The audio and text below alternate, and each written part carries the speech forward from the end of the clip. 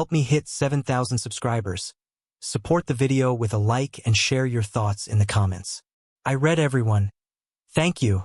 I never expected a simple hug to feel like a battlefield. My name is Finn, 33, and I like to think of myself as easygoing, approachable, someone who wears his heart on his sleeve. But that morning with Lila made me question everything I thought I knew about patience, pride, and human behavior. Lila and I had worked together at Maple & Company, a small marketing firm, for about 2 years. She was sharp, quirky, and had this laugh that made even the Monday morning meetings bearable. I liked her instantly, not just for her energy or her creativity, but for the way she noticed the small things. She remembered I liked cinnamon coffee, that I played the guitar on weekends, that my grandmother's old dog loved treats more than anything. It made me feel seen, something I hadn't felt much outside my circle of friends. That Wednesday, the office was buzzing unusually. The team had been preparing for the client pitch all week, and tension hung in the air like thick fog. I had stayed late the previous night finalizing slides, and Lila had sent me a quick text early in the morning. Thanks for helping me with the design draft. See you in the meeting. Just a simple message, but it gave me a small jolt of warmth. When I walked in, I spotted her by the coffee machine, juggling a stack of papers and her laptop bag. I smiled. She looked up, and there it was, the usual spark, but something was off. She didn't return my smile fully, just a nod. I shrugged it off. Maybe she was stressed. As I approached, I extended my arms instinctively. I wanted a quick, friendly hug, the kind that says, "Hey, I've got your back." But she stepped back sharply, her eyes wide, lips pressed in that thin line of someone bracing herself. "Oh, Finn," she said nervously. I can't right now." I froze. Not because I was embarrassed, but because something inside me twisted in confusion and, yes, a little disappointment. It was just a hug. Why did it feel like I'd been rejected by mistake? Like someone had erased all the moments we had laughed together, all the casual camaraderie. I laughed softly, trying to ease the tension. "No worries," I said. "Work stress, huh?" She nodded quickly and moved away, gripping her papers tighter. I watched her go, a strange mixture of concern and frustration simmering inside me. The morning dragged on, the meeting went fine, and I tried to push the hug incident out of my head. By lunchtime, I had nearly convinced myself it was nothing. Until the coffee break, when she appeared again, holding a small envelope in her hand. My curiosity piqued. I approached. "Hey, Finn," she said, her voice softer now, tinged with hesitation. I think I left this in your drawer yesterday. My card. It's my membership for the gym." I raised an eyebrow. Her card? After rejecting a hug? My mind raced, and for a moment, I just stared, letting the tension settle in the space between us. This was the part where, in movies, someone would flinch, fumble, apologize profusely, or maybe try to laugh it off awkwardly. But I didn't. Instead, I smiled gently. "You know," I said slowly, "you could have just asked me to hand it to you." I didn't want to make it confrontational. I wanted to see how she handled the quiet moment, whether she would mirror my calm or let her embarrassment dictate her reaction. Lila looked down, shifting her weight, fingers twisting the edge of the envelope. She mumbled something like, I didn't know." Her cheeks were pink, her hair falling slightly over one eye. It was a classic caught-off-guard stance, vulnerable and uncertain. And I realized, in that instant, how much power lies in patience and composure, in refusing to let someone else's nervous energy throw you off balance. I handed her the card, just like that. No dramatics, no judgment, no trace of frustration. "Here you go," I said, sliding it across the desk. She froze for a heartbeat, eyes flicking up to mine. Then she smiled, a hesitant, sheepish smile, and something shifted. But instead of leaving it at that, I decided to push the subtle contrast a little further. I said softly, "You know, I was going to hug you earlier, but maybe it's better we start with the card. It's a safer bet."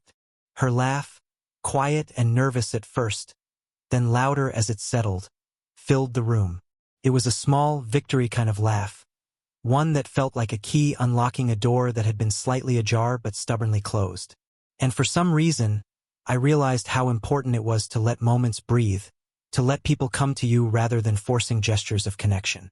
The tension between us melted slightly, replaced by a new dynamic, a subtle power shift, but not the kind meant to intimidate. No, this was different. This was mutual acknowledgement, a silent agreement that our connection didn't need to be rushed, that sometimes patience speaks louder than impulsive gestures.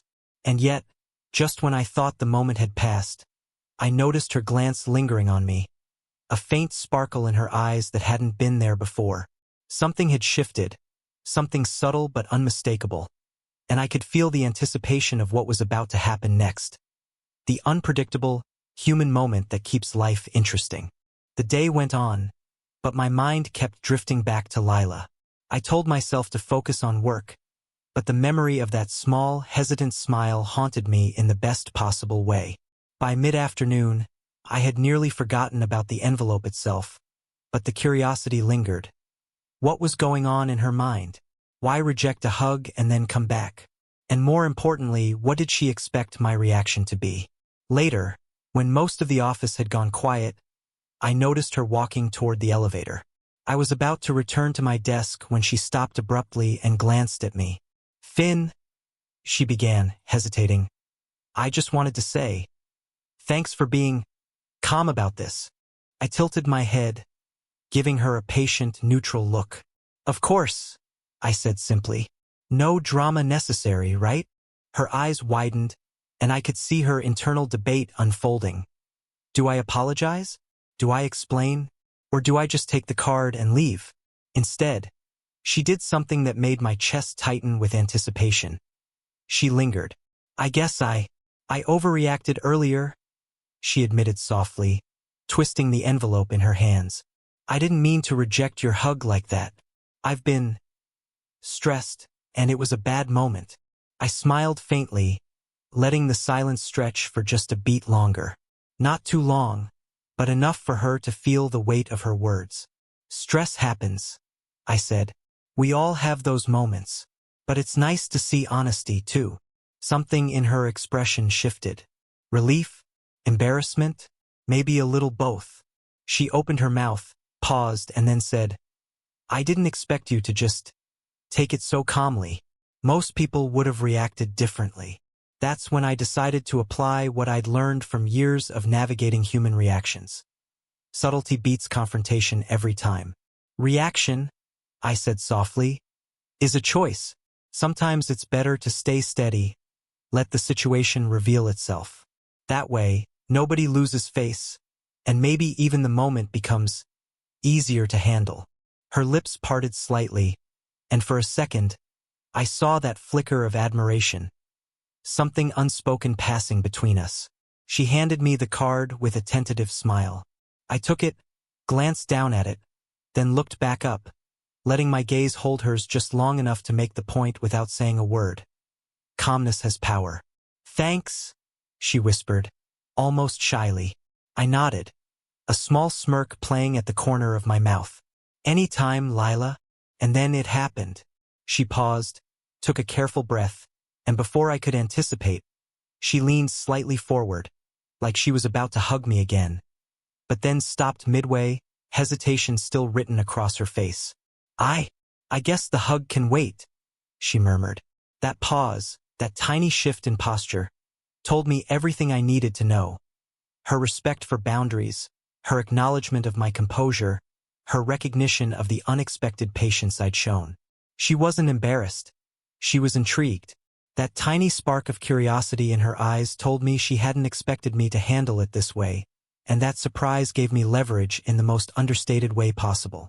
I smiled, letting the moment linger, then turned slightly to go back to my desk. "Whenever you're ready," I said casually over my shoulder. She watched me go, and I swear I could see a small battle waging inside her. Pride, curiosity, maybe even a touch of admiration. It was clear she hadn't faced this reaction from anyone before. Most people would have rushed, reacted, apologized excessively, or tried to overcompensate. Not me. I let it happen on its own terms, and that was the difference. By the end of the day, the office had emptied. I was tidying my desk when Lila appeared once more, carrying her bag. She looked hesitant but resolute. "Finn," she said softly. "About this morning." I looked up, curious, and gave a slight nod. She stepped closer, holding the card. "I wanted to apologize properly. For rejecting the hug. For making it awkward." I smiled warmly, letting the air between us feel calm and open. "Apology accepted," I said. "And don't worry. Life's too short for awkward moments to linger. Let's just start fresh." Her eyes widened slightly, then softened. She handed me the card one last time, this time with a playful smirk that made my chest tighten. "Start fresh," she repeated. I nodded, a smile tugging at my lips. "Exactly. And who knows? Maybe next time, we'll skip the envelope and go straight to the hug." Her laugh, clear and unguarded this time, rang across the empty office. That small sound, lighter than any apology or explanation, made the tension of the morning dissolve completely. I realized then that reactions carry weight. Not just the words we say, but the calmness, the patience, the deliberate choice to respond rather than react.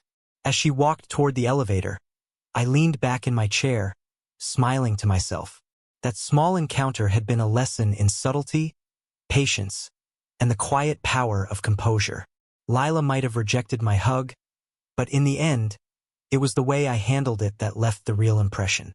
And that impression, I suspected, would linger far longer than any awkward moment ever could. Because in life, sometimes the most shocking moments aren't the dramatic confrontations. They're the quiet, steady choices that catch people off guard. Choices that say more about you than any word ever could. And in that moment, I understood something crucial. Calmness is rare, patience is powerful, and leaving a little space for others to realize their own missteps can change everything. Lila walked away that day, carrying her card, and unknowingly, a newfound respect for the man who didn't rush, who didn't react, and who chose composure over chaos.